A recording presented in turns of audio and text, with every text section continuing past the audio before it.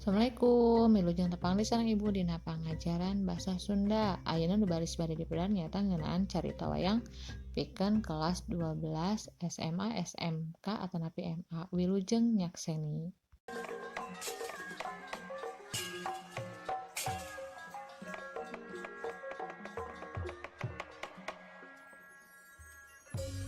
Bingah kamarwata suta bingah nak kagiri-giri.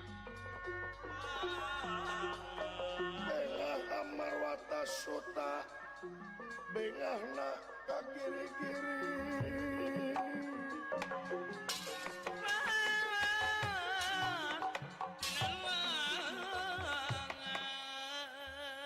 Para Pandawa sadayana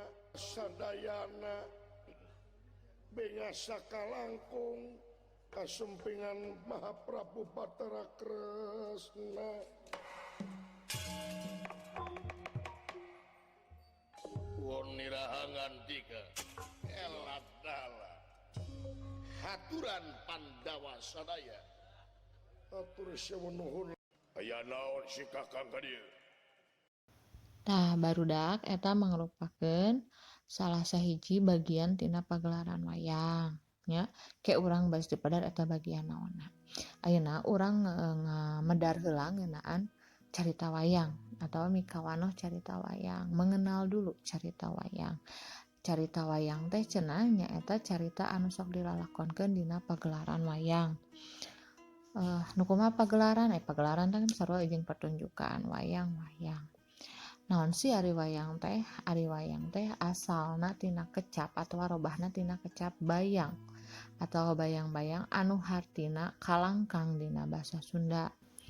Tah nah mantak disebut kalangkang atau bayang sabab dina pagelaran wayang kulit anu aya di pagelaran wayang kulit di Jawa nu sok dilalajoanan teh biasana kalangkangna teh nu katembong tina kelir atanapi kelir teh naon layar nya layar ku ayana cahaya tina balincong teh ari balincong teh naon jadi samodel sarupa ancog cempor atanapi lampu zaman baheula nya tah eta nurutkeun katerangan nana jungkiringna eta kalangkang atau wujudna tina kalangkang bayang-bayang teh cenah teu beda jeung jelema nya anu beriringan atau anu sariring dumadina nu sok ditingali teh laku lampahna nya mangrupa pienteungeun cerminan ke lalakon wayang teh rupa-rupa nya gumantung kana warna wayangna tergantung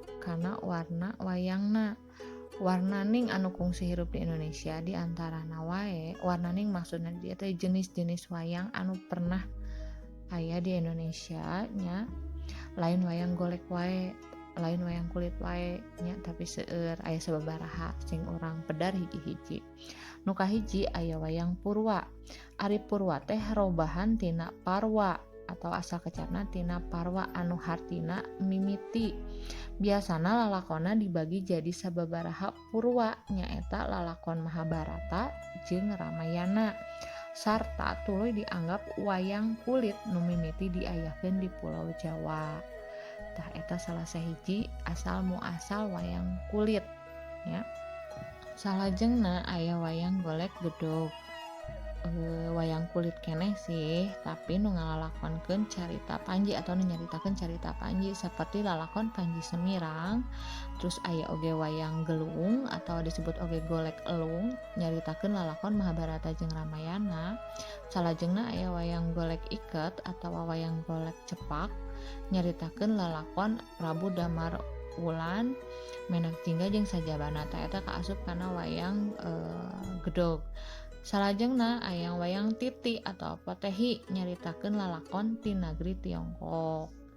Terus salajengna nu kaopat aya wayang beber.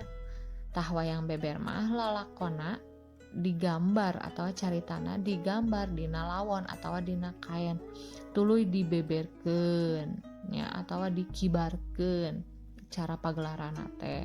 Salajengna urang kana jenis wayang atau warna wayang anu kalima nyaeta wayang kelitik. bentukna saperti wayang golek, tapi bentukna teh atau wangunna teh leuwih laleutik. Ditanggapna ti beurang atawa dipagelarkeunana ieu mah ti beurang, beda jeung wayang golek biasa anu dipagelarkeunana atawa anu ditampilkeunana sok ti peuting. Salajengna aya wayang krucil. Sarua oge jeung wayang golek keneh, tapi di Surabaya mah disebutna wayang klitik. Tah lalakonna biasana nyaritakeun Amir Hamzah, Umar Maya jeung sajabana atawa jeung saterusna. Salajengna aya wayang wong nya. Wayang wong nyaeta wayang jelema. Lalakonna biasana asalna tina carita Mahabharata. Terus salajengna aya wayang lilingong. Tah lamun di daerah Cianjur mah disebutna wayang klitik. Lalakonna teh biasana nya caritana mupu kembang, jambatan besi jeung sajabana. Salajengna aya wayang suluh, tapi dijieunna tina kulit. Biasana nyaritakeun lalakon ayeuna ngeunaan sajarah Indonesia jeung pikeun penyuluhan nya atau pengarahan. Biasana tokoh nama jalma kaayeunakeun atau jalma zaman ayeuna modern. Terus nu kasapuluh aya wayang golek, dijieunna tina kai atawa tina kayu. Kawas boneka nu sok ku urang ditingali ditempo atau nu pamiliarnya wayang golek di Jawa Barat. Tah ieu mah sumebarna lobana atau penyebaranana nu pastina di Jawa Barat.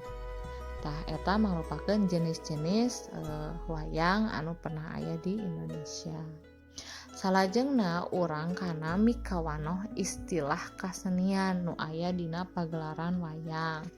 Tapi satu acan medar kana istilah kasenian titenan kalimah heula nu aya di handap nya. Kalimahna si cepot keur diigelkeun ku dalang. Tah didinya aya kecap dalang nya. Si dalang teh hartina jelema nu sok nyaritakeun jeung ngigelkeun wayang. Dalang eta salah sahiji istilah kasenian nu aya dina pagelaran wayang gitunya. Jadi dalang teh sakali deui naon cenah? Dalang teh hartina jelema nu sok nyaritakeun jeung ngigelkeun wayang. Tah masih seueur istilah-istilah seni sejenna nya. Salian ti dalang aya nayaga, aya sinden, aya angklung, aya gamelan jeung sajabana.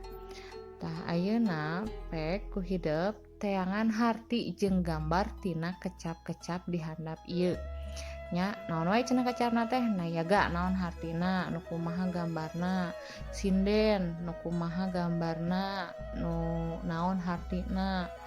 Terus aya sisingaan, aya penca, aya goong, aya gamelan, aya kacapi indung, terus aya suling, aya angklung jeung aya karawitan. Kade tong hilapnya ayeuna ku ibu ditugaskeun. Nu kumaha sih istilah-istilah nu tadi teh hartina jeung gambarna. Kade hilapnya dikerjakeun pancena atanapi tugasna. Kecap-kecap istilahna kedah sadayana di pilari hartina jeung dipilari gambarna. Aya angklung, aya suling, nu tadi atos disebutan ku ibu gitunya.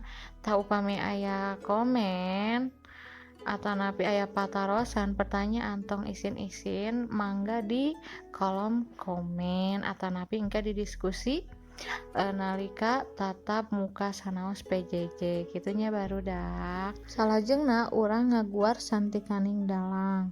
Naon ari santikaning dalang teh? Nyaeta santikaning teh asalna tina kecap santika, hartina ilmu kasatriaan. Jadi santikaning dalang teh hartina ilmu keur ngatik dalang sangkan masagi lir sinatria. Ilmu yang dipelajari oleh dalang supaya bisa menguasai berbagai aspek non kesenian nu aya dina padalangan nya. Seperti kesatria. Lantaran mun dibandingkeun jeung seniman sejen dalang memang kudu ngawasa loba bidang seni seperti sastra, drama, tari, karawitan yang sajabana. Dina dunia padalangan aya nu disebut tetekon. Tetekon teh aturan nyaeta diantarana aya atawacana kamampu ngaroba-roba sora, aya renggep mampu nyerep nu lalajo ku pintona nu hade, aya enges bisa ngahudang rasa, aya tutug kamampu dramaturgi, terus aya banyol atawa sabet kaparigel molahkeun wayang, aya kawiradia kamampu kakawen tokoh-tokoh wayang, aya pramakawi apal kana basa kawi, aya amati basa maher ngagunakeun basa pramasastra, aya amadawa lagu jeung sajabana. Salajengna urang nitenan atawa nataan ngaran-ngaran dalang di tatar Sunda.